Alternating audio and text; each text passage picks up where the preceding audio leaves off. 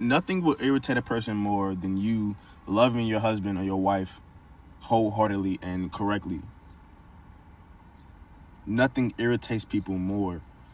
And I think it comes from the want and that or not yet that makes them angry. And they don't know how to express that besides being angry or saying something that is super rude, right? Or just putting their insecurities, right? Shining them on you. But you don't know if what they do. And I get it. Being in this generation will change how you love 100%. But once you detach from the generation's idea of love, you realize that it's out there. And it can be a beautiful thing to experience, right? Not give your life up for and not try to find someone to complete you, but to know what love can do for you when you sit and actually allow it to love you. It changes things for sure.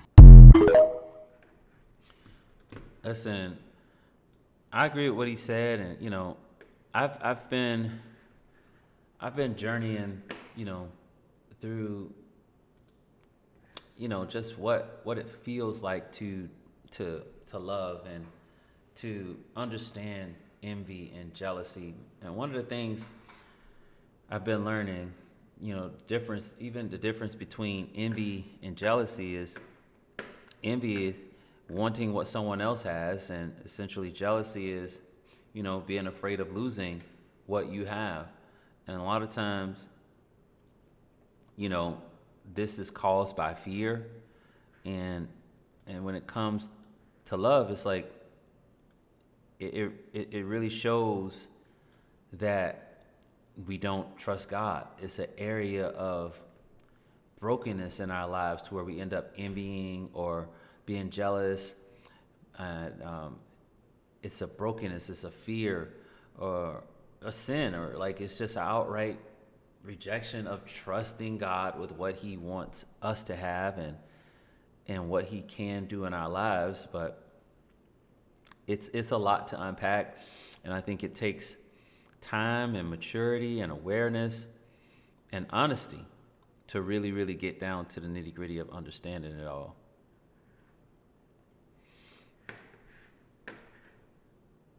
One of the most dangerous people to be around is someone who literally resents you for being who you are, yet they still choose to be around you because they know you're a good influence, they know you're a good person, but deep down they hate you because you're everything that they're not. Yeah, that's envy. That this may be like very niche, but if you ever like, those people are so scary to be around because also when you're around them, you can feel them observing you. You can feel them watching the way you speak, the way you interact with other people.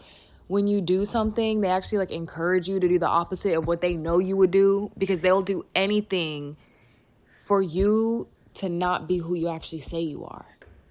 Even if that means encouraging bad behavior, even if that means like telling you to do things that you know you wouldn't do, because deep down they hate you for being who you are and they resent you for it because you're everything that they're not. I don't know if everyone is going to get that, but those are very dangerous people to be around. Yeah, this is what I say. I get exactly what she's saying. Sometimes these people are able to hide, but they're only able to hide but for so long, because what's in the heart always reveals itself. I've told this story several times within my circle. It's safe to say it here.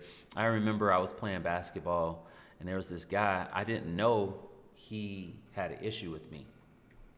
So I'm just playing in the game. I would see him from time to time speaking and chit chatting like normal.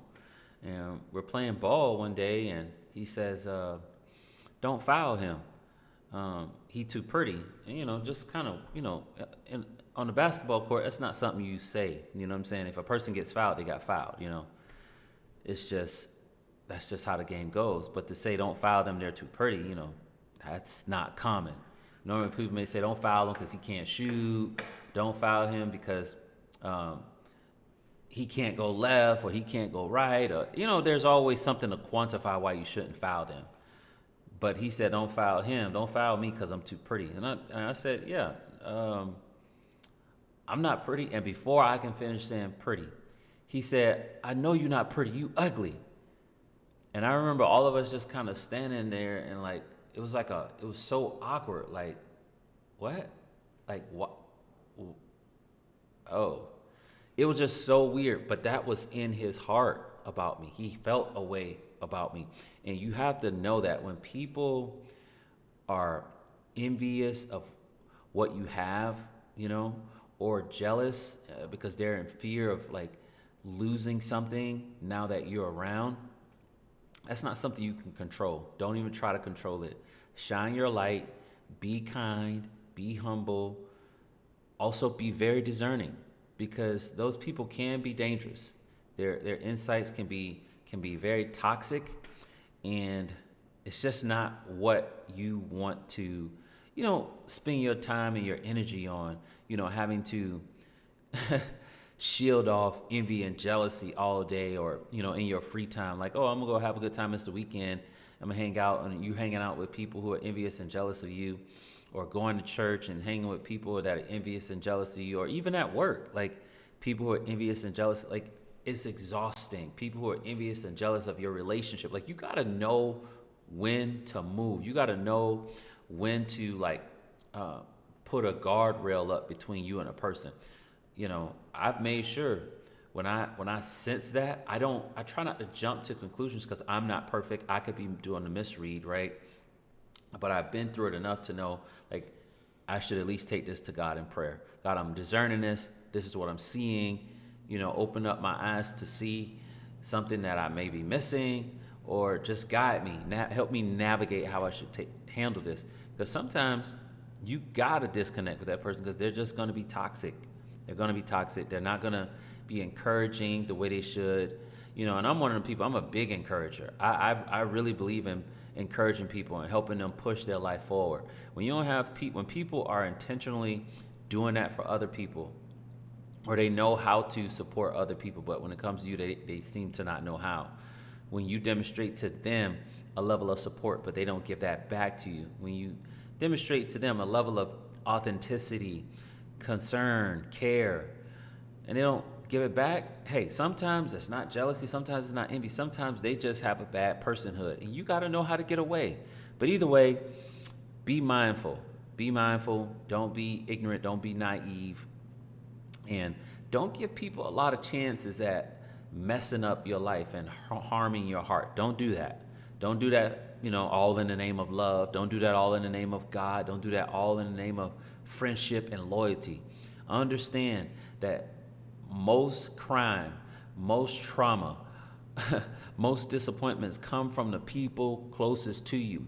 So you have to be careful about who you have close to you. It doesn't mean that you ignore strangers and just walk recklessly, but you also have to keep your eyes on those who are close to you. What they say, keep your friends close and your enemies closer, or something like that.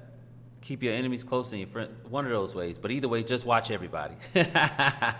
But y'all let me know what y'all think in the comment section.